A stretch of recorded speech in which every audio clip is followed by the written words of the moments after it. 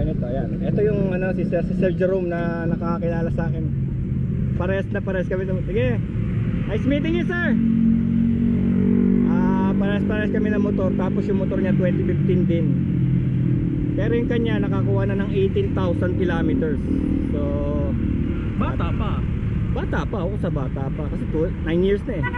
Ingat sir, ingat po. Ingat, ride safe. O, kita nyo, kulay itim din parehas. Kaya pagdating niya, nakilala niya na kaagad ako. Kasi ko alam niya, konti lang ang ano eh, konti lang ang ganyang model eh. Kita mo, pag tumitingin ka sakali ngayon, wala ka rin makita ang ganyang model. Bira. Hindi kagaya ng ito, one of a kind. One of a kind talaga to, custom eh. Yan ang nagagawa ng custom. Ikaw lang ang meron yan. Walang ganyan kahit saan. Yung feeling na yun na ikaw lang ang meron yan sa buong mundo. Yun yung ano, iba ron eh. Kahit na ano pang motor mo, kahit na gaano pa kamahal yung motor ng iba, yung sa'yo original, ikaw lang, one of a kind. Ang gagawin natin, babalik tayo doon. Nakita lang kami sa buso-buso eh. Papunta pa lang ako, pabalik na siya eh.